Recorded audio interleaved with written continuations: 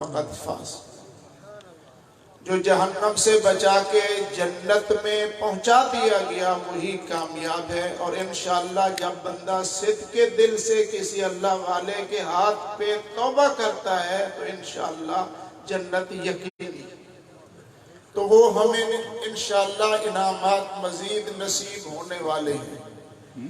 اس لیے آنا کمال نہیں، کمال کمال کے ہیں، اور دعا تک انشاءاللہ مزید بہت سے انعامات حاصل ہو جائیں گے۔ آپ نے بار بار یہ بات جلسے میں ہر عالم نے کی، سیکرٹری صاحب نے بھی کی کہ صحبت یہ خانقاہ کا موضوع ہے، اور خانقاہ کا موضوع تین چیزیں ہیں۔ ایک ذکر کی دعوت، دوسرا صحبت کی دعوت، اور تیسرا اتباع سنت کی دعوت۔ یہ اختصار کے ساتھ عرض کر رہا ہوں میں انشاءاللہ زیادہ وقت نہیں لیتا۔ یہ تین چیزیں خانقاہی موضوع ہے۔ آپ انہی تین چیزوں کو ذہن میں بٹھائیے گا کہ ہماری زندگی کا مشغلہ جو ہوگا وہ تین چیزیں ہوں گی۔ ایک تو کثرت ذکر ہوگا، جہاں رہیں گے ذکر کریں گے، ذکر پر بات ہو گئی ہے، اس کی فضیلت پر بات ہو گئی۔ اور دوسرا یہ کہ ہم متمنی ہوں گے، طالب ہوں گے، چاہت ہوگی کہ اللہ والے سے ہمارا تعلق جڑا رہے۔ کونوا مع الصادقین کے تحت علامہ سیوطی رحمہ اللہ فرماتے ہیں کہ سچوں کے ساتھ ہو جاؤ۔ سچوں کے ساتھ ہونے کا معنی ہے اتنا ساتھ رہو، اتنا ساتھ رہو، اتنا ساتھ رہو لِتَكُونُوا مِثْلَهُ، کہ ان کا رنگ چڑھ جائے تمہارے اوپر۔ لِتَكُونُوا مِثْلَهُ، یہ بات کافی نہیں ہے۔ جو فرمائیں گے فرض واجب کے بعد آپ کے حکم کو ترجیح دیتے ہوئے وہ اعمال اور وہ معمولات کریں گے۔ یہ احسان نہیں ہوتا کہ میں بس مرید ہوں، مرید بن کے دکھلاؤ، مرید ہوتے ہوئے مراد نہ بنا۔ انداز مرادوں والا ہوتا ہے، مریدوں والا نہیں ہوتا۔ مرید اور چیز ہوتی ہے، مراد اور چیز ہوتی ہے۔ اس لیے میرے بھائی اس بات کی بالکل آج یہ طے کر کے جائیں، تہیہ کر کے جائیں کہ ہم نے ہر حال میں اللہ تعالیٰ کا ذکر کرنا ہے۔ دکان پہ بیٹھے ہوں گے، دفتر میں بیٹھے ہوں گے، ہل چلا رہے ہوں گے، مارکیٹ میں ہوں گے، جہاں کہیں بھی ہوں گے، اس خانقاہ سے اور انہی جیسی خانقاہوں سے، ان اولیاء اللہ سے یہی سبق ہے شارٹ کٹ کہ اللہ کے ذکر کو نہ بھولیں۔ سو دم غافل، جو دم غافل سو دم کافر۔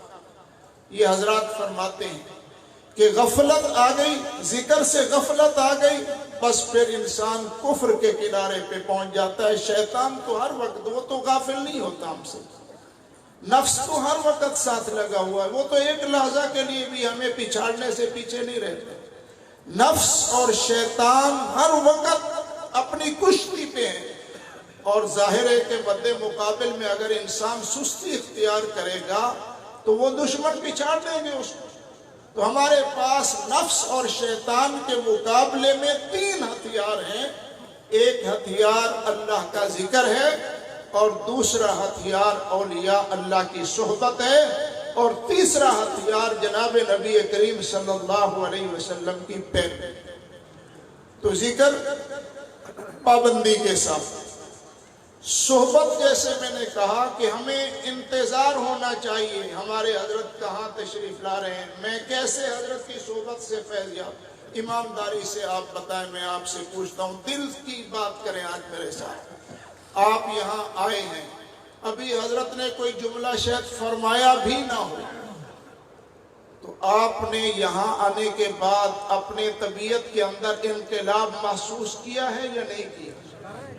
طبیعت آخرت کی طرف مائل ہوئی ہے یا نہیں ہوئی؟ گناہوں کا احساس ہوا ہے کہ نہیں ہوا؟ اپنے آپ کو سمجھا ہے کہ یار میں جو زندگی گناہوں کی گزار رہا ہوں وہ ٹھیک نہیں ہے، سکون تو یہاں ہے۔ اب حضرت نے تو ایک جملہ بھی نہیں فرمایا۔ یہ ہے صحبت کا اثر۔ ایک حدیث ذہن میں آ گئی ہے جناب رسول صلی اللہ علیہ وسلم کی ابتدائی جو نشست تھی شروع میں، وہ لوگوں کے ساتھ مل جل کے بیٹھتے تھے، کوئی انفرادی اور امتیازی شان نہیں تھی، بیٹھتے تھے، سب کے ساتھ بیٹھتے تھے، کسی سے آگے اپنا گھٹنا نکال کے نہیں بیٹھتے تھے، حدیث شریف میں آتے ہیں، بالکل سادگی کے ساتھ، جس کے نتیجے میں آنے والے کو یہ پوچھنا پڑتا تھا ایوکم محمد صلی اللہ علیہ وسلم، کہ تم میں محمد کون ہے، یعنی حضور صلی اللہ علیہ وسلم کا پوچھنا پڑتا تھا۔ یہاں علماء نے ایک بات کہی ہے کہ ادھر تو حضور صلی اللہ علیہ وسلم کی شان اعلیٰ بالا عرفہ کہ آپ کے حسن و جمال کا کوئی مقابلہ نہیں کر سکتا، تو پھر صحابہ میں بیٹھے ہوئے آپ پہچانے کیوں نہیں جاتے تھے؟ سمجھ رہے ہو بات؟ اتنا خاموشی بھی نہیں ہونی چاہیے۔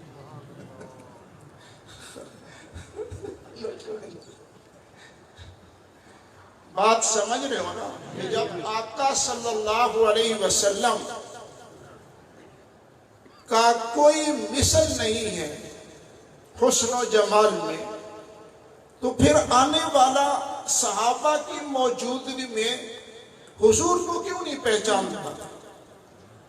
علامہ انور شاہ صاحب کشمیری رحمہ اللہ نے یہ نقطہ لکھا ہے کہ فرمایا کہ مجلس کی برکت تھی، حضور کی مجلس میں صحابہ جب بیٹھے ہوئے تھے، اوپر سے جو تجلیات نازل ہو رہی تھی وہ ساری مجلس میں پڑ رہی تھی، اس لیے سارے چمک رہے تھے۔ تو یہ تجلیات جو پڑ رہی ہیں یہاں ہمارے حضرت پر، انشاءاللہ ان سے ہمیں فیض مل رہا ہے، ان سے ہمیں نفع مل رہا ہے، تو صحبت کا یہ مطلب ہوتا ہے۔ ایک حدیث شریف میں آتا ہے کہ بکریاں چرانے والا اس کی طبیعت میں مسکنت آ جاتی ہے، مسکین غریب فقیر طبیعت میں مسکنت آتی ہے، اور اونٹوں کے ساتھ رہنے والا اکھڑ پن طبیعت میں آ جاتا ہے، اور جو گھوڑے کی سواری کرتا ہے اس میں تکبر پیدا ہو جاتا ہے۔ یہ حدیث شریف میں آتا ہے، یہ تاثیر بتلائی گئی ہے۔ میرے دوستو، اگر جانوروں کے پاس اٹھنے بیٹھنے سے ان کی صفات بندے میں منتقل ہو جاتی ہیں، تو اللہ والے کے پاس بیٹھنے سے ان کے انوارات ہمارے اوپر منتقل نہیں ہوں گے، یقیناً اور ہوتے ہیں۔ اس لیے صحبت بہت بڑی چیز ہے۔ خدا کی قسم، مرید کو اس جذبے کے ساتھ آنا چاہیے کہ میں اپنے شیخ کی صحبت میں اپنے دل کی بیٹری چارج کرانے جا رہا ہوں، اور دل کی بیٹری چارج ہوتی ہے، کایا پلٹ جاتی ہے، ماحول بدل جاتا ہے، جذبات بدل جاتے ہیں، احساسات بدل جاتے ہیں۔ آج کا پرفتن دور ایسا ہے کہ قدم قدم پہ گناہ ہے، قدم قدم پہ گناہ ہے۔ آج ان گناہوں سے ہم اپنی تعلیم کے ذریعے نہیں بچ سکتے، ہم اپنے مطالعے کے ذریعے نہیں بچ سکتے، ہم اپنی سوچ کے ذریعے نہیں بچ سکتے۔ یہ اللہ کی عادت ہے، اللہ کی سنت ہے، اللہ کا طریقہ ہے کہ آج اگر ہم بچیں گے تو اپنے آپ کو اہل اللہ کے ساتھ نتھی کر کے بچ سکتے ہیں، ورنہ بچنے کی کوئی صورت نہیں۔ خدا کی قسم یہ حقیقت ہے، اس میں کوئی مبالغہ نہیں، یہ اٹل بات ہے۔ لگے رہیں گے، گاڑی کے ساتھ چھکڑے کمزور بھی ہوتے ہیں، اچھے بھی ہوتے ہیں، اعلیٰ قسم کے بھی ہوتے ہیں، ادنا قسم کے بھی ہوتے ہیں، لیکن جہاں انجن پہنچتا ہے، چھکڑے اگر اس کے ساتھ ملے ہوئے ہوں تو اگرچہ وہ مال گاڑی کے ہی کیوں نہ ہوں، وہ بھی وہیں پہنچیں گے جہاں انجن پہنچے گا۔ تو ہم ناقص سے ہی، کمزور سے ہی کمزور ہیں، تو تبھی تو اپنے آپ کو ان کے ساتھ جوڑا ہوا ہے۔ اس لیے میرے دوستو، میرے بھائیوں، صحبت بہت ضروری ہے، اور صحبت نہیں ملتی تو صحبت کا بدل حضرت کی تصنیفات، ملفوظات جو دوست احباب اپنے شائع کر رہے ہیں، یہ پڑھنی چاہیے، اپنے اکابر اور اپنے بزرگوں کی کتابیں پڑھنی چاہیے، ضرور پڑھنی چاہیے۔ مجھے حضرت رحمت اللہ علیہ نے خاص طور پہ یہ بات فرمائی تھی، حالانکہ آپ کو یہ پتا تھا کہ یہ مدرس آدمی ہے۔ مدرس کا معنی یہ ہے کہ میں قرآن تفسیر پڑھانے والا، حدیث پڑھانے والا، فقہ پڑھانے والا، اصول فقہ پڑھانے والا، اسی دینی معاملات میں مصروفیت دی۔ اس کے باوجود حضرت نے مجھے یہ ارشاد فرمایا کہ مولانا رات کو سوتے وقت صالحین کے احوال پڑھ کے سویا کرو، صالحین کے احوال پڑھ کے سویا کرو۔ مطلب یہ ہے کہ ان لوگوں کے احوال پڑھنے سے عجیب غریب کیفیات آتی ہیں۔ میرے حضرت تو اس حد تک فرماتے تھے، میں نے ایک دفعہ پوچھا کہ حضرت جی لوگ تویز کا کہتے ہیں اور پھر اس کو فوٹو سٹیٹ کر کے دینے میں کیا آپ کی رائے ہے، کر دینا چاہیے نہیں کر دینا چاہیے؟ حضرت فرمانے لگے کہ بھائی لکھنے والے کے ہاتھ کی بھی اپنی ایک تاثیر ہوا کرتی ہے۔ اس کا مطلب یہ ہے کہ اولیاء اللہ ان کی صحبت کی، ان کی بات کی، ان کی تعلیمات میں ایک اپنا ہی رنگ ہوتا ہے، ضرور فائدہ ملتا ہے۔ فرمایا ایسے ایسے اس فقیر کے تصور کے ساتھ ان کو دیکھ لیا کرو، خدا کی قسم اسی طریقے سے جس وقت دیکھتے تو لطائف تازہ ہو جاتے۔ تو صحبت صالح۔ اور تیسری بات جو ہے، جو آخری بات اور اہم بات ہے، وہ ہے اپنی زندگی کو سنتوں پر ڈھالو، اپنی زندگی نبی کے طریقوں پر گزارو۔ ہر کام میں ہمیں رسول اللہ صلی اللہ علیہ وسلم کی سنت ملحوظ ہونی چاہیے، ہر کام میں، اور اس کی باقاعدہ طور پر ہمیں مشق کرنی پڑے گی۔ سنت کو اپنانے کے لیے کچھ تھوڑی سی، جیسے ذکر کو جاری کرنے کے لیے محنت کرنی پڑتی ہے اور صحبت اٹھانے کے لیے محنت کرنی پڑتی ہے، تو سنت پر عامل ہونے کے لیے بھی میرے دوستوں، میرے بھائیوں، تھوڑی محنت کرنی پڑے گی، وہ استحضار قائم کرنا پڑے گا۔ ایک دو مثالیں آپ کے سامنے عرض کر کے بات کو ختم کرتا ہوں۔ اس طریقے سے سنت پر استحضار کرنا ہے کہ آدمی جس وقت مثال کے طور پر بھوک لگی ہے، گھر گیا ہے، گھر جس وقت گیا ہے تو گھر میں داخل ہو رہے ہیں، طبیعت کے مطابق داخل ہو رہے ہیں، یہاں استحضار پیدا کرنا ہے کہ میں نے اس طریقے سے داخل ہونا ہے جس طریقے سے رسول اللہ صلی اللہ علیہ وسلم داخل ہوتے ہیں۔ ایک ہے چپ کر کے داخل ہو جانا، ایک ہے کہ اس طریقے سے داخل ہونا، تھوڑا استحضار۔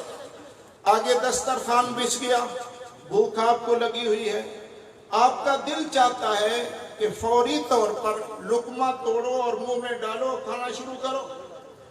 کھانے کی طرف ہاتھ بڑھاتے ہوئے ایک سیکنڈ اور ایک لحظہ کے لیے آپ یہ استحضار قائم کریں کہ کھانا میں اس لیے کھا رہا ہوں کہ کھانا نبی کی سنت ہے، میرے آقا صلی اللہ علیہ وسلم نے کھایا ہے، میں اس لیے کھانا کھا رہا ہوں۔ اگرچہ بھوک بھی اس سے ختم ہو جائے گی، لیکن استحضار ہوگا۔ بچے آئے ہیں، چھوٹے بچے پیارے لگتے ہیں، ہر کسی کو پیار ہوتا ہے، لیکن آپ کا نفس کہتا ہے کہ یہ بچے آئے ہیں، ان کو پیار کرو۔ پیار کرنے سے پہلے یہ استحضار کرو کہ بچوں کو پیار کرنا میرے آقا کی سنت ہے۔ تو اس طریقے سے آپ بیت الخلاء جا رہے ہیں، تو بیت الخلاء جانے سے پہلے حضور صلی اللہ علیہ وسلم کا طریقہ معلوم ہونا چاہیے، نکلنے سے پہلے حضور صلی اللہ علیہ وسلم کا طریقہ معلوم ہونا چاہیے۔ ابھی ماشاءاللہ آپ کھانے پہ تشریف لے جائیں گے، صوفیاء کرام جس وقت کھانے کی چھٹی ہوتی ہے، تقوی شکن، تقوی ٹوٹ جاتا ہے، کأنہم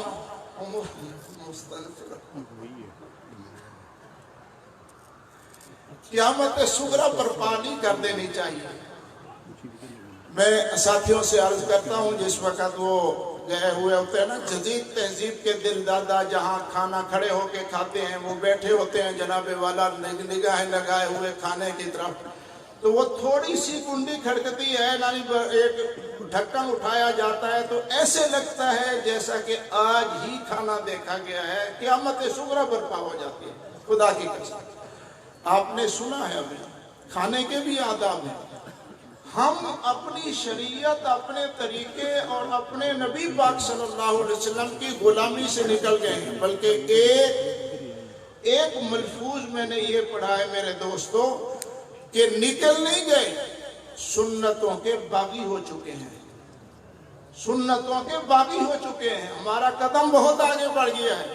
یاد رکھو، فلاح، سکون، نجات، دارین کی کامیابی یہ نبی پاک صلی اللہ علیہ وسلم کے قدموں پر سر رکھنے، اس کے بغیر ممکن نہیں۔ کیسے سر رکھنا ہے؟ جیسے صحابہ نے رکھا۔ حضرت انس رضی اللہ تعالیٰ عنہ فرماتے ہیں کہ میدان احد میں نے دیکھا کہ کچھ احباب زخمی پڑے ہوئے ہیں، پانی لے کے میں پھر رہا تھا تاکہ میں دیکھوں کس کو کیا ضرورت ہے، تو میں نے اپنے چچا زاد بھائی کو حضرت ربیع رضی اللہ تعالیٰ عنہ کو دیکھا جس پر 70 زخم لگ چکے تھے اور اس سے نڈھال ہو چکے۔ انہوں نے مجھے اشارہ کر کے اپنی طرف بلایا، میں ان کی خدمت میں پہنچا۔ حضرت ربیع، میں جس وقت پہنچا تو وہ کیا کہنے لگے انس، حضور صلی اللہ علیہ وسلم کو میرا سلام کہنا، اور یہ کہنا کہ آقا جو آپ نے ہم سے وعدے کیے تھے جنت کے، حور و غلمان کے، نعمتوں کے، کامیابی کے، ہم نے ان کو اپنی آنکھوں سے دیکھ لیا۔ یہ پیغام میرا حضور صلی اللہ علیہ وسلم کو دے دے۔ حضرت انس کہتے ہیں کہ میں نے حضور صلی اللہ علیہ وسلم کو ربیع کا یہ پیغام دیا تو حضور بھی تو قدردان ہیں، اللہ بھی ہمارے قدردان ہیں، نبی بھی ہمارے قدردان ہیں۔ رسول اللہ صلی اللہ علیہ وسلم بذات خود تشریف لے گئے کہ میں چلو ربیع کے پاس جاتا ہوں۔ جس وقت حضور صلی اللہ علیہ وسلم قریب گئے تو اس نڈھال زخموں سے انہوں نے اپنے آپ کو کھینچ کر کے اپنا سر نبی کے قدموں پہ رکھ کے کہا کہ یا رسول اللہ، میری آخری تمنا تھی کہ جس وقت میں دنیا سے جاؤں تو میرا سر نبی کے قدموں پر۔ میرے دوستو، ہم بھی اپنا جیتے جی سر نبی کے قدموں پر، ان کی سنتوں کے قدموں پر رکھ لیں، اسی میں ہماری کامیابی ہے۔ بات کو میں طول نہیں دیتا، 3 سبق یاد کر لیں۔ ذکر کرنا ہے، خلوص کے ساتھ کرنا ہے۔ دیکھو ایک بات، ذکر برائے ثواب تو ہوتا ہی ہوتا ہے، ذکر برائے اصلاح کرنا ہے۔ ذکر برائے اصلاح، کہ میں ذکر ثواب کے لیے نہیں، ثواب تو اللہ نے دینا ہی دینا ہے۔ ذکر تو ہر حال میں ثواب دلاتا ہے بندے کو، لیکن یہ نیت کرنی چاہیے کہ میں ذکر اپنے تصفیے کے لیے کر رہا ہوں، اپنے تزکیے کے لیے کر رہا ہوں، اپنی اصلاح کے لیے کر رہا ہوں۔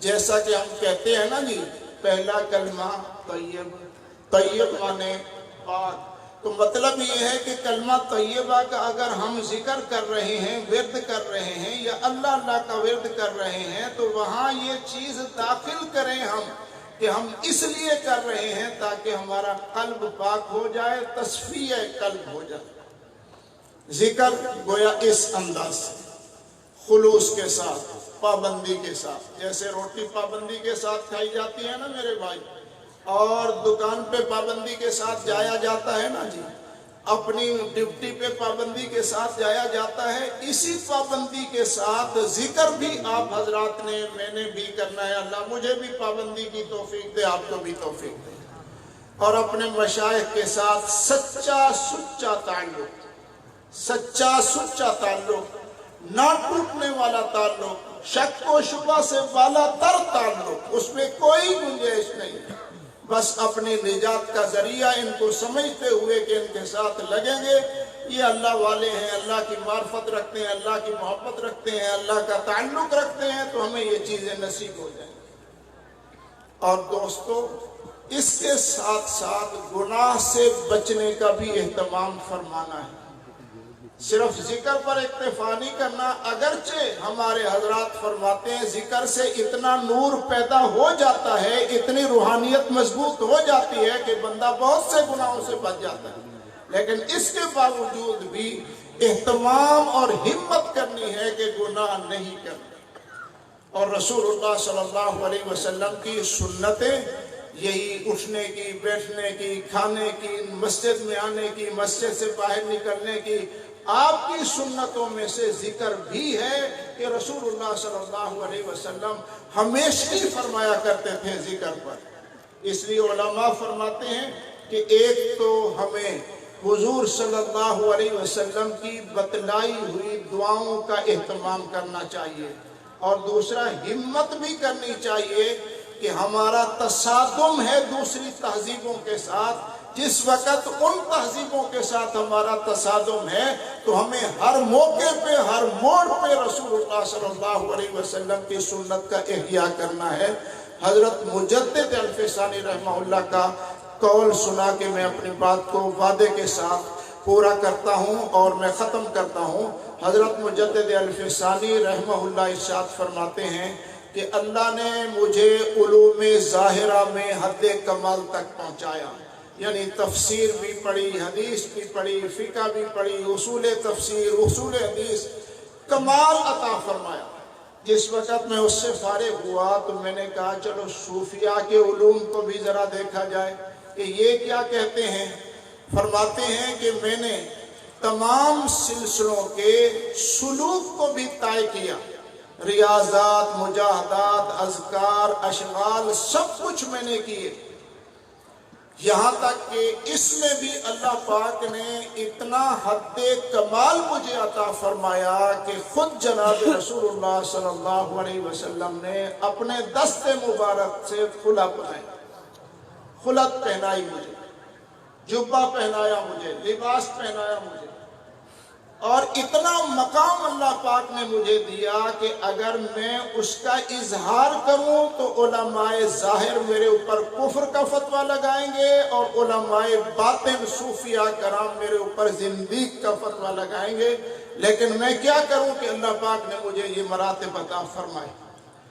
اس سب کے باوجود جو میں بات کہنا چاہتا ہوں وہ یہ، اس سب کے باوجود حضرت مجدد الفسانی رحمہ اللہ ارشاد فرماتے ہیں لوگوں میں ان تمام مقامات سے گزرا ہوں، لیکن اس سب کے باوجود میں ایک دعا کرتا ہوں، فرمایا جو اس دعا پہ آمین کہے گا اس کی بھی بخشش ہو جائے گی۔ میں یہ دعا کرتا ہوں کہ اللہ اتباع سنت نصیب فرما اور سنت پر استقامت نصیب فرما، اور موت بھی سنت پر دے۔ یہ حضرت مجدد الفسانی کی دعا ہے، آپ نے بھی اس پر آمین کہا ہے۔ انشاءاللہ یہ جذبہ ہوگا۔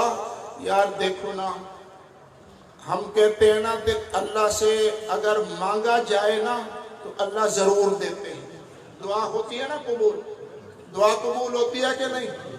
ہوتی لگی ہے میرا خیال ہے، دعا قبول ہوتی ہے۔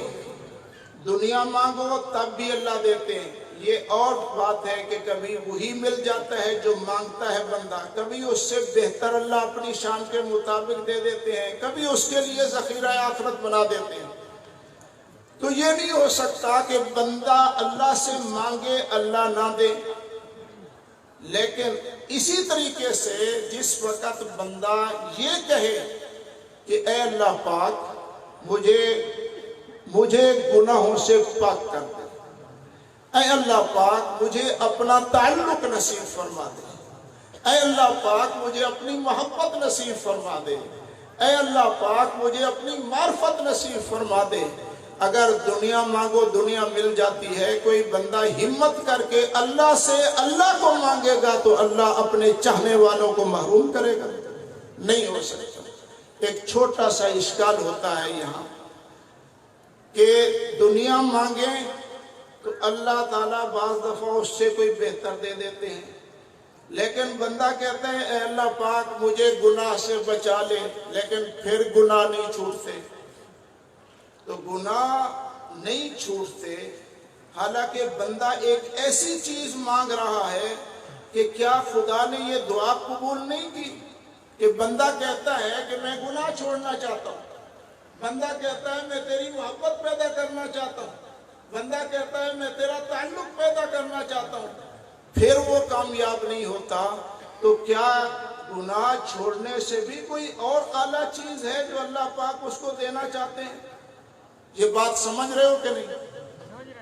हाँ, क्या अल्लाह पाक कोई और चीज देना चाहते हैं? उलमा ने लिखा है हाँ, बाज दफा बंदा गुनाह से बचना चाहता है, दुआ करता है अल्लाह गुनाह से बचा ले, लेकिन गुनाह से बच नहीं पाता, गुनाह हो जाता है, लेकिन अल्लाह पाक उसको ऐसी तौबा की तौफीक दे देते हैं कि पिछले गुनाह भी उसके सारे माफ हो जाते हैं।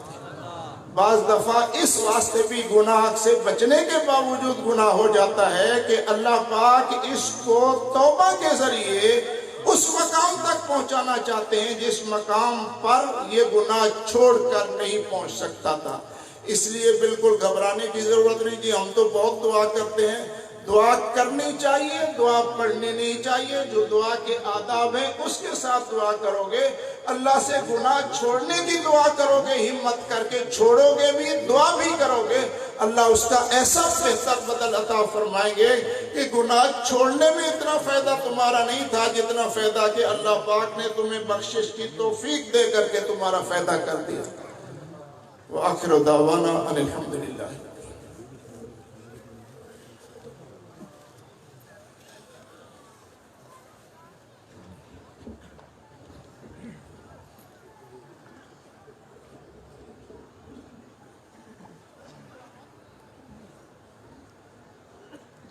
हज़रत की इसी बात पर एक छोटा सा वाक़या याद आया कि बाज़ दफ़ा जो गुनाह हो जाता है उसमें भी अल्लाह पाक ने कोई, हज़रत मुआविया रज़ी अल्लाह ताला अन्हु एक दिन सोए हुए थे और तहज्जुद का वक़्त तंग हो रहा था और पैरा रखते थे, हालात इस तरह के थे, तो देखा कोई पाँव की उंगली पकड़ के उठा रहा है। तो हज़रत ने देखा कि कमरा बंद है, दरवाज़ा बंद है, तो मुझे तहज्जुद के लिए कौन आ गया उठाने के लिए? तो पूछा भी कौन हो, कहाँ से आए हो? तो उसने कहा मैं शैतान हूँ। तो शैतान तो फ़र्ज नमाज भी छुड़ाता है, तू मुझे तहज्जुद के लिए उठा रहा है, अजीब बात है, इसमें भी कोई शरारत होगी। तो उसने कहा कि फ़लाँ दिन आपकी तहज्जुद छूट गई थी, तो उस पर जो आपने पछतावा किया और नदामत इख्तियार की, वो सारी ज़िंदगी की तहज्जुदों से भारी हो गई। तो मैं वो दोबारा आपसे नहीं देखना चाहता वो तौबा, तो इसलिए मैंने आप बेहतर समझा कि इससे बेहतर है कि नेकी करा लो, वरना ये जो नेकी छूट कर, जो गुनाह करके या नेकी छोड़ के जो बंदा तौबा करता है, उस तौबा से जो उसको अल्लाह पाक का कुर्ब मिलता है वो शायद नेकी करने से भी ना मिले। तो हम सब यहाँ तौबा करने के लिए आए हैं और इस तौबा से ये सब औलिया अल्लाह बैठे हैं और अल्लाह के मुकर्रबीन बैठे हैं, लेकिन हमारे ऊपर गुनाह की चादर है, उसने हमारी विलायत को, अल्लाह के कुर्ब को छुपाया हुआ है। तो अपने शेख के पास इसलिए हाजिर होते हैं कि वह गुनाह की चादर हमसे हटा दें और अल्लाह हमें कबूल फरमा लें। तो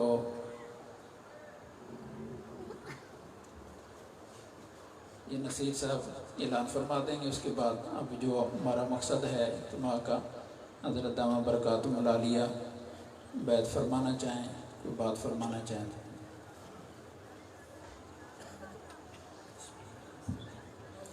अहबाब की खिदमत में गुजारिश है कि जिस तरह के पहले भी अर्ज़ किया गया, या दहानी के लिए दोबारा अर्ज़ है कि जो SOPs हैं, एहतियाती तदाबीर हैं, उनको फॉलो कीजिए और नीयत यही हो कि हमारी वजह से किसी को तकलीफ़ ना पहुँचे, इज़ा ना पहुँचे।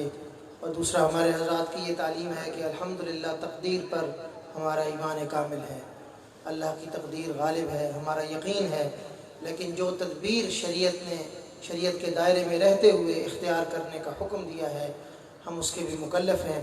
तो जो हमारी इस्तिताअत में तदबीर है उसको भी हम इख्तियार करें और अल्लाह की तक़दीर पर हमारा यकीन कामिल है اور اس لیے جو ہے وہ SOPs کا احتیاط کریں، ماسک بھی پہنے رکھیں اور کچھ مناسب فاصلہ بھی برقرار رکھیں۔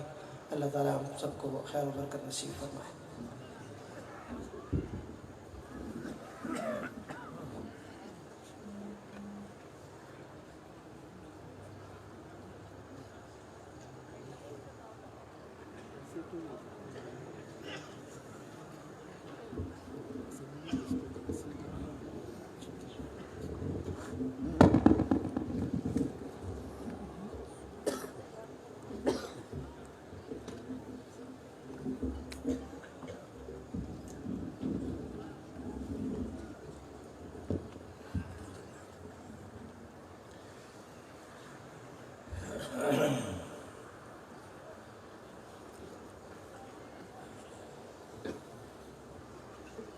بھائی نہ کرو۔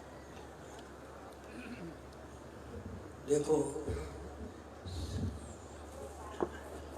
حضور صلی اللہ علیہ وسلم نے جو تعلیمات ارشاد فرمائی ہیں ہم ان پر عمل کرنے کے مکلف ہیں۔ تصویر حرام ہے، اس سے بچیں۔ اللہ ہم سب سے رحمت فرمائے۔ اور یہ بالکل صحیح ارشاد ہے کہ حضور صلی اللہ علیہ وسلم کا جہاں تصویر ہوتی ہے اللہ کی رحمت کے فرشتے نہیں آتے۔ بس میں کچھ تفصیلاً عرض نہیں کرنا چاہتا۔ دوسری گزارش یہ کرنی ہے کہ ہم جس مقصد کے لیے آئے ہیں توبہ کے لیے، تو اب بیعت کرنی ہے، لیکن مجھے یہ احساس ہوتا ہے جب بیعت کرتا ہوں، ادھر مشائخ کی صحبت، صادقین کی صحبت کا حکم سنتا ہوں، میرے لیے بھی یہ ضروری ہے، تو پھر میں آپ کو بیعت کی دعوت دیتا ہوں اپنے ساتھ، تو میں اپنی کیا حیثیت سمجھتا ہوں۔ حاشا وکلا مجھے ڈر لگتا ہے یہ کہتے ہوئے کہ میں صاحب ارشاد ہوں اور میں فیض رساں ہوں اور توبہ کرا رہا ہوں اور شیخ ہوں۔ میں نے یہ اشکال حضرت کے سامنے بھی عرض کیا تھا کہ حضرت یہ خیال کہ میں کچھ بن گیا ہوں اور میں اس قابل ہوں کہ دوسروں کو پہنچاؤں، دعوت دیتا ہوں، تو مجھے ڈر لگتا ہے۔ تو حضرت نے بڑا آسان نسخہ فرمایا تھا، فرمایا یہ بزرگی نہیں، یہ خدمت ہے۔ بزرگی نہیں دے رہا ہوں کہ بیعت کی کا حکم نہیں، اجازت دے رہا ہوں، یہ بزرگی نہیں، بزرگ اللہ تبارک و تعالیٰ کی ذات ہے۔ ہم وہی نالائق بندے ہیں جو ہیں، لیکن یہ اگر اللہ نے خدمت کے لیے قبول فرمایا ہے اور مشائخ کا حکم ہے تو بندہ معمور ہوتا ہے، تو معمور مجبور ہوتا ہے۔ اور میرے حضرت رحمۃ اللہ تعالیٰ علیہ، اللہ ان کے درجات کو بلند فرمائے، بہت اونچے درجے کے مشائخ میں سے تھے اس دور میں۔ حضرت مولانا سرفراز خان صاحب رحمۃ اللہ تعالیٰ علیہ گوجرانوالا میں رہتے تھے، جب یہاں سے گزرتے تھے تو حضرت کے ہاں ہو کر جاتے تھے، زندگی میں بھی ہو کر جاتے تھے۔ مجھے حضرت کے وصال کی تاریخ یاد نہیں، حضرت سرفراز رحمۃ اللہ علیہ کی، تو ان کے حضرت کے بعد میں ہوئی ہے، تو بہرحال جاتے تھے۔ مولانا ان کے بڑے صاحبزادے الراشدی صاحب رحمت برکاتہم کے حوالے سے مجھے کسی نے بتایا، ان کی مہم، ان کے شاگردوں میں سے اور ہمارے حضرات بھائیوں میں سے، کہ ہمیں ہمارے والد کہا کرتے تھے کہ وقت کے شیخ عبد القادر جیلانی، سمجھو گے، وقت کے شیخ عبد القادر جیلانی رحمۃ اللہ علیہ، سمجھو یہ جو کام کر رہے ہیں معمولی شیخ ہیں۔ بہاول نگر میں ایک صاحب حضرت کے ہاں بیعت ہونے کے لیے آئے، عالم تھے اور تبلیغ میں بھی کافی آگے گئے ہوئے تھے، اور حضرت بیلوی رحمۃ اللہ علیہ سے غالباً مجاز بھی تھے اور ان کی صحبت بھی اٹھائی تھی۔ حضرت خواجہ محمد فضل علی رحمۃ اللہ علیہ کے خلفاء میں سے تھے حضرت مولانا عبداللہ بیلوی رحمۃ اللہ علیہ، تو ان کی صحبت بھی اٹھائی ہوئی تھی۔ حضرت تشریف لائے بہاول نگر میرے والد صاحب کے گھر پر، وہاں گئے تو ان کی زیارت کے لیے آئے۔ مجھ سے کہا کہ میں بیعت کی نیت سے نہیں آیا تھا، کہ بیعت میری تھی، میرے شیخ ہیں، تو لیکن جب میں آیا تو میں جب ان کی شکل دیکھی تو مجھے یاد آیا کہ میں نے حضرت شیخ عبد القادر جیلانی رحمۃ اللہ علیہ کی اللہ نے مجھے زیارت کروائی تھی، بالکل اسی حلیے میں اور اسی شکل میں میں نے ان کو دیکھا۔ تو اللہ کا شکر ہے۔ تو حضرت فرماتے تھے، اس فقیر کو فرمایا تھا کہ میں جب تذبذب میں تھا مجھے کشف نہیں ہوتا تھا، نہ اب ہوتا ہے، اور مجھے پریشانی بھی نہیں ہوتی تھی، کشف نہ ہونے پر مجھے پریشانی بھی نہیں ہوتی تھی کہ الحمدللہ کچھ نہ کچھ بزرگوں کی صحبت تھی، یہ تو مجھے تھا حضرت کا حکم ہے، میں نے کرنا ہے، کوئی تھوڑا بہت جو کچھ ہوتا تھا کرتا تھا۔ تو اس لیے تذبذب رہتا۔ تو حضرت نے فرمایا کہ حافظ صاحب یہ بزرگی نہیں، خدمت ہے، اور یہ مت سمجھو کہ یہ فقیر خدمت کا حکم دے رہا ہے، یہ حضور صلی اللہ علیہ وسلم کی طرف سے حکم ہے آپ کے۔ بس اس کے بعد پھر ہمارے لیے کوئی حجت نہیں تھی۔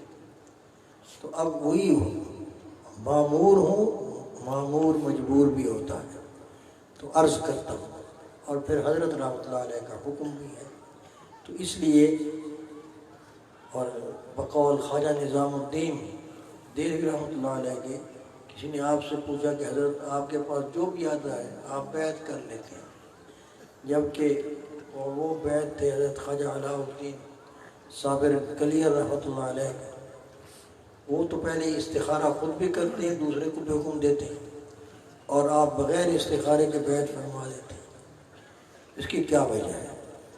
تو آپ نے ارشاد فرمایا کہ دو وجہ ہیں۔ ایک وجہ تو یہ ہے کہ حضرت کا حکم تھا کہ جو آئے اللہ کا نام سیکھنے اس کو سکھا دو، اور دوسری وجہ یہ ہے کہ جس کو بیعت کرتا ہوں، توبہ کراتا ہوں، اس کی دینی حالت کچھ بہتر ہو جاتی ہے، تو میں کیوں محروم ہوں اس نیکی سے، یا اس کو محروم کروں؟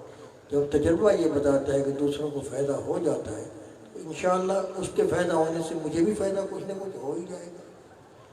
تو اس لیے اب ہم آئے ہیں، تو میرے حضرت کا معمول بھی یہی تھا، اور ہمارا یہ کام ہوتا ہے اخیر میں، تو جو حضرات بیعت ہیں اس فقیر سے وہ تازہ کر لیں، اور جو حضرات بیعت نہیں اور ہونا چاہتے ہیں وہ بھی کپڑا آپ تک پہنچے گا، پکڑ لیں، اور جو حضرات کسی ایسے صاحب نسبت شیخ سے بیعت دے اور وہ حضرت وصال فرما گئے ہیں اور ان کی تکمیل نہیں ہوئی تھی اور وہ کرنا چاہتے ہیں، تو وہ تجدید کر سکتے ہیں مزید برکت حاصل کرنے کے لیے، لیکن اس بیعت کو، نئی بیعت کو، اس بیعت کا تسلسل سمجھتے ہوئے اپنے کام کو مکمل کریں۔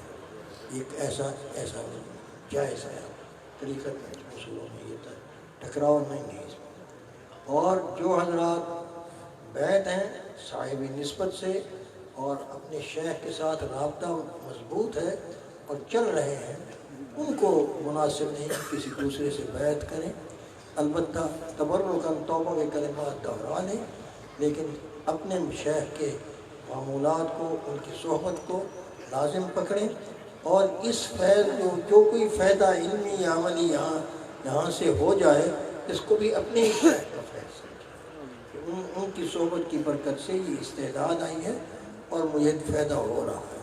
یہ توحید مطلب کہلاتا ہے، یہ اس قوم کا اصول کے اصول میں سے جو ایک کا ہے وہ سب کا ہے، جو سب کا ہے وہ کسی کا نہیں۔ بس یہ نہ آپ ہزار تک کپڑا پہنچے گا جو بیت ہونا چاہیے۔ ہاں البتہ جو ان بزرگوں، ان مشائخ سے بیت ہیں جو بزرگوں کی اولاد ہیں اور سادات میں سے ہیں یا غیر سادات میں سے ہیں، لیکن ہیں اولاد میں سے، مگر اپنے شیخ کا کے طریقے کو صحیح طور پر حاصل نہیں کیا اور وراثت کو کے طور پر وہ بیعت کر لیتے ہیں اور ہو جاتے ہیں، تو یہ درست نہیں ہے۔ اس میں بہت سے نقصانات ہوتے ہیں۔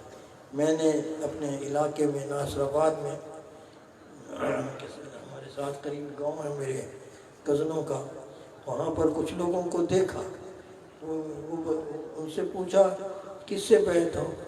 کہنے لگے فلاں سے بیعت ہے، اور فلاں کو میں جانتا تھا، وہ ہمارے کالج کے زمانے کے ہم سفر تھے، وہ سادات میں سے تھے، لیکن اب شیعہ ہے، پہلے تو شیعہ ہو چکے ہیں۔ تو میں نے کہا وہ تو شیعہ ہیں، تو تم کیسے بیعت ہو؟ تم شیعہ ہو گئے ہو؟ کہتے ہیں نہیں شیعہ نہیں، وہ کہتے ہیں تم اپنا مذہب رکھو، ہمارا اپنا مذہب ہے، بس بیعت ہو جاؤ۔ ٹھیک ہے، یہ درست نہیں ہے، یہ نقصان دہ ہے۔ وہ بیعت فسخ کے قابل ہے، بس کہیں بیعت ہو جائیں لیکن اس بیعت کو بیعت نہ سمجھیں، نہیں تو نقصان یہ ہوگا کہ پھر جن کے ساتھ ایسا تعلق ہوگا اور مرتے دم تک اسی پر قائم رہے گا تو قیامت کے دن اس کا حشر ان کے ساتھ ہوگا، یا وہاں ایک کھڑا ان کی مجلس میں ہوگا۔ اللہ تبارک و تعالیٰ ہم پر رحم فرمائے۔ صحیح العقیدہ لوگوں کے ساتھ ہمارا تعلق ہونا چاہیے۔ کونوا مع الصادقین کا یہ مطلب بھی ہے۔ میں یہ فقیر خطبہ پڑھے گا، آپ سنیں اور اس کے بعد توبہ کے کلمات دہراؤں گا، میرے ساتھ ساتھ دہرائیں گے۔ جی مستورات بھی ہیں، وہ بھی ان کو بھی نیت میں لے رہا ہوں، وہ بھی خطبہ سنیں اور کلمات کو ذرا اونچی آواز میں، یعنی یہ کہ اتنی آواز میں کہ اپنا کہا ہوا خود سن لیں، زیادہ اونچی نہیں، بس دھیمی سی آواز میں کہیں صحیح۔ الحمدللہ نحمده ونستعینه ونستغفره ونؤمن به ونتوکل علیہ ونعوذ باللہ من شرور انفسنا ومن سیئات اعمالنا من يهده الله فلا مضل له ومن يضلله فلا هادي له ونشهد ان لا اله الا الله وحده لا شريك له ونشهد ان سيدنا ومولانا محمدا عبده ورسوله صلى الله تعالى عليه وعلى آله وأصحابه أجمعين، اما بعد۔ اب جو کچھ یہ فقیر پڑھ کر خاموش ہو، آپ انہی کلمات کو ذرا بلند آواز سے دہرائیں مرد حضرات، اور مستورات میری بیٹیاں بہنیں ذرا دھیمی آواز سے دہرائیں۔ اعوذ باللہ من الشیطان الرجیم، بسم اللہ الرحمن الرحیم، آمنت باللہ وملائکتہ وکتبہ ورسلہ والیوم الآخر والقدر خیرہ وشرہ من اللہ تعالی والبعث بعد الموت۔ آمنت باللہ کما ہوا باسمائہ وصفاتہ وقبلت جمیع احکامہ واشہد ان لا الہ الا اللہ وحدہ لا شريك له وأشهد أن سيدنا ومولانا محمدا عبده ورسوله عبده نہیں عبده دال میں پیش ہے عبده ورسوله صلی اللہ تعالی علیہ وعلى آلہ وأصحابہ وآلہ اجمعین استغفر اللہ تعالی ربی من كل ذنب وأتوب إليه أستغفر الله تعالى ربي من كل ذنب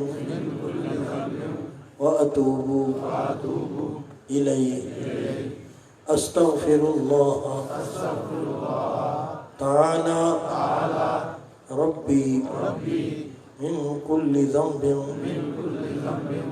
وأتوب إليه یا اللہ میں نے تیرے دربار میں تمام گناہوں سے تمام خطاؤں سے سچی توبہ کی یا اللہ میری توبہ قبول فرما یا اللہ مجھے اس توبہ پر قائم فرما یا اللہ میرا خاتمہ ایمان پر فرما آمین آمین آمین اللہ تبارک و تعالی مبارک کرے اس فقیر نے آپ سب کو سلسلہ عالیہ نقشبندیہ مجددیہ علائیہ کے طریق پر آپ کو توبہ کرائی ہے اللہ تبارک و تعالی میرے حضرات کی نسبت آپ کی طرف منتقل فرمائے اور آپ کو اپنی محبت اور معرفت نصیب فرمائے اور آپ حضرات کی برکت سے اس فقیر کو بھی کی خامیاں بھی دور کرے اور جو کمی کوتاہیاں ہیں وہ دور فرما دے اور میرا اس منصب پہ بیٹھنا میرے لیے شرمندگی کا باعث نہ بنائے اللہ پاک برکت عطا فرما دے آمین اور اللہ پاک اس توبہ کے بعد اس تعلق کے بعد ہماری زندگیوں میں ایسی تبدیلی لائے کہ اب ہمارا اٹھنا بیٹھنا لیٹنا ہر کام کر سوچنا شریعت کے تابع ہو جائے یعنی ہماری طبیعتوں کا تقاضا ہماری خواہشات شریعت کے تابع ہو جائے جو حضور صلی اللہ علیہ وسلم کا اسوہ ہے اس کو دل و جان سے قبول کرے شرح صدر نصیب اور اللہ اسی پر ہمارا خاتمہ فرمائے آمین چلیں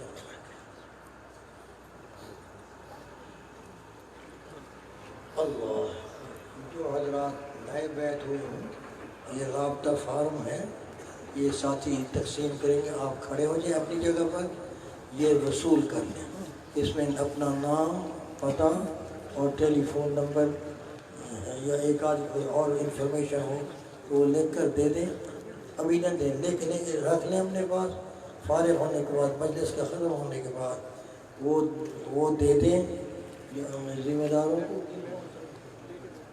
کو سامنے کیبن بنا ہوا ہے تو وہاں پر جمع کرا دیں اور شجرہ لے لیں بس اللہ آپ کو خیر و برکت چلیے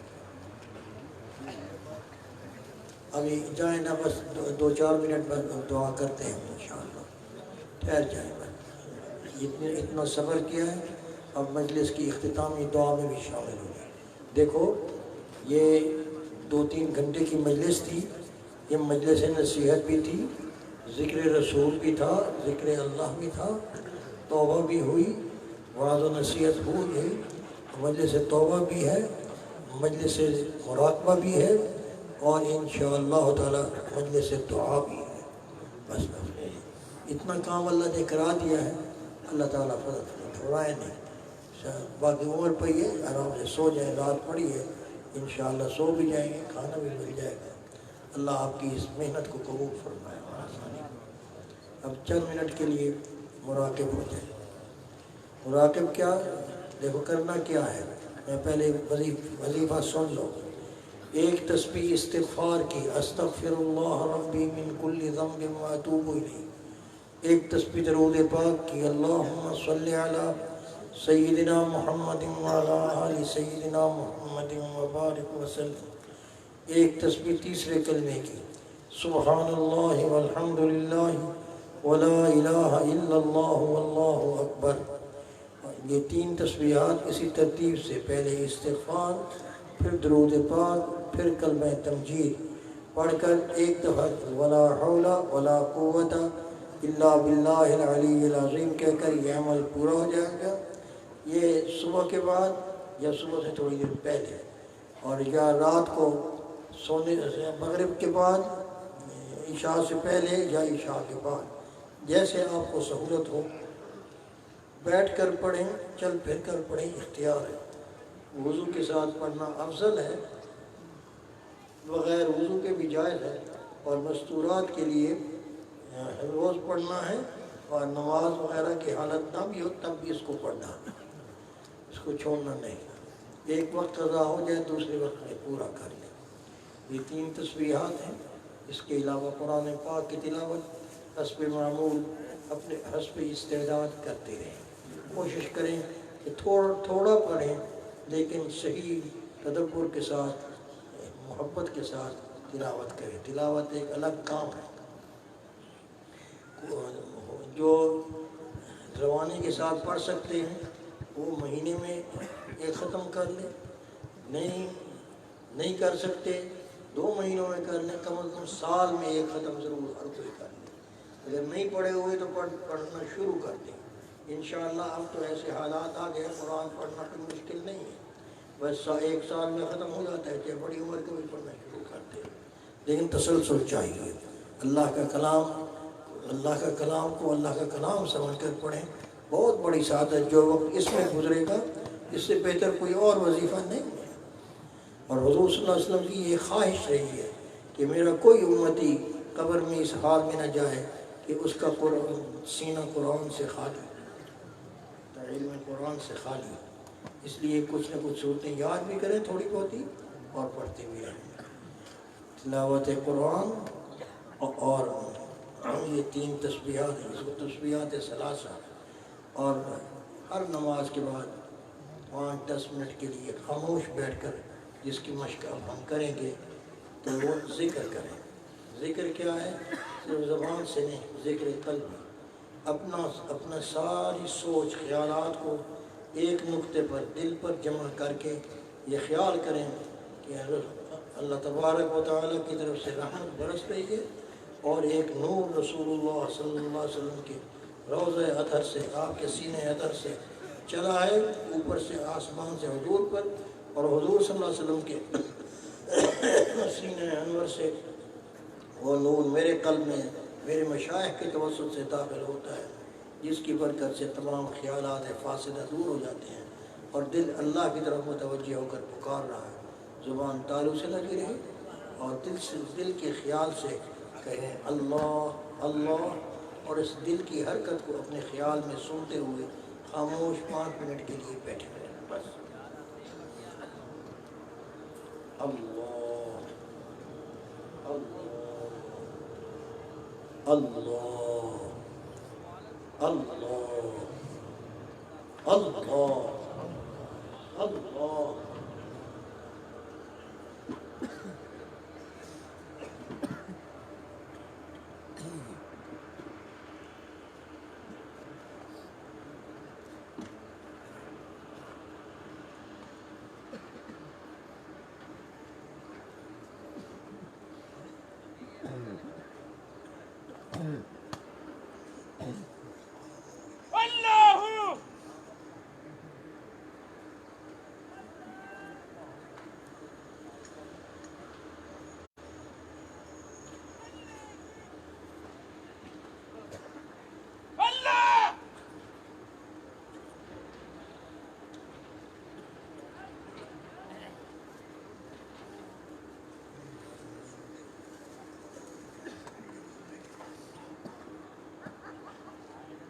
اللہ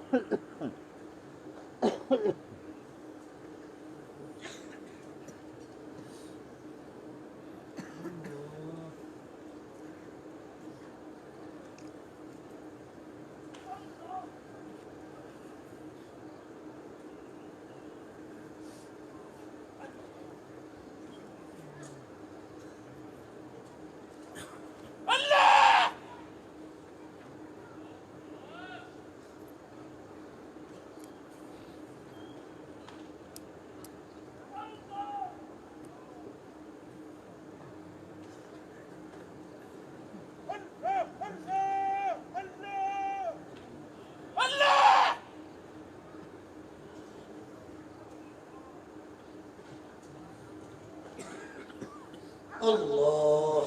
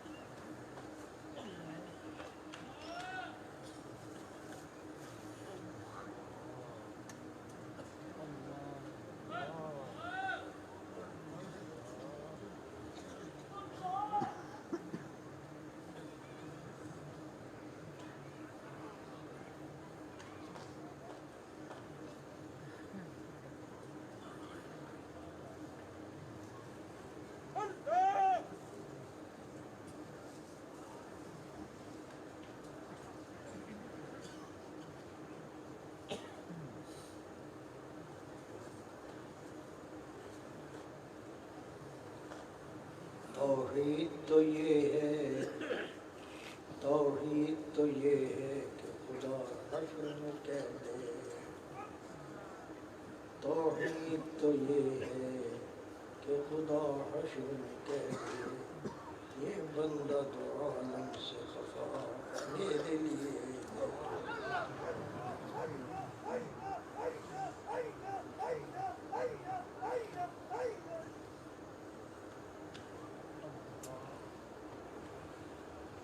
اللہ اللہ اللہ اللہ اللہ اللہ اللہ اللہ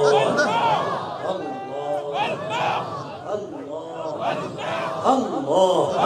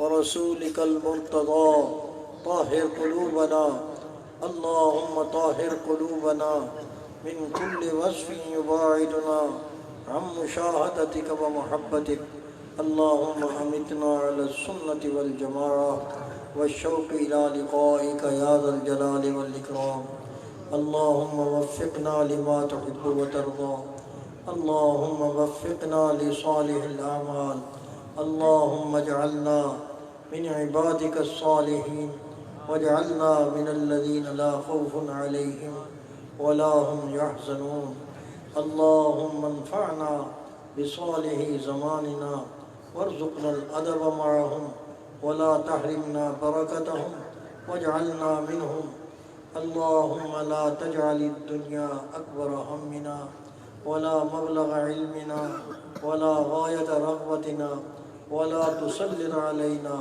من لا يخافك ولا يرحمنا اللهم زدنا ولا تنقصنا وأكرمنا ولا تهنا وأعطنا ولا تحرمنا وآثرنا ولا تؤثر علينا أرضنا وارض عنا اللهم ما قضيت لنا من الأمر شيئا فاجعل عاقبته رشدا برحمتك يا أرحم الراحمين اللهم أعنا على ذكرك وشكرك وحسن عبادتك وتلاوة كتابك اللهم أعنا على ذكرك وشكرك وحسن عبادتك وتلاوة كتابك اللهم إنا نسألك فعل الخيرات وترك المنكرات وحب المساكين وأن تغفر لنا وترحمنا وإذا أردت بقوم فتنة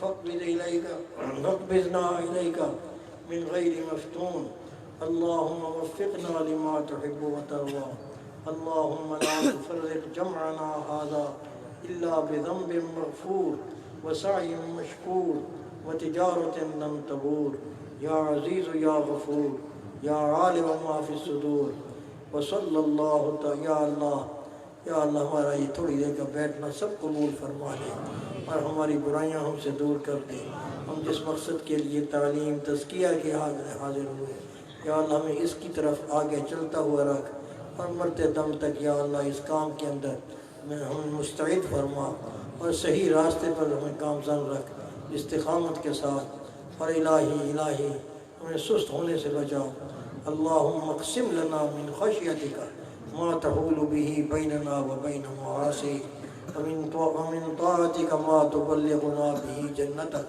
ومن الیقین ما تهون به علینا مصائب الدنیا ومتعنا بأسماعنا وأبصارنا وقوتنا ما أحييتنا وصلى الله على خير خلقه سيدنا محمد وآله وأصحابه أجمعين برحمتك يا أرحم الراحمين جو بیت ہوئے ہیں رابطہ فارم فل کر کے وہاں کاؤنٹر پہ جمع کرا دیں اور اللہ نماز کے لیے تیاری کر لیں نماز پڑھ کے فارغ اپنے کھانوں کا کھائیں گے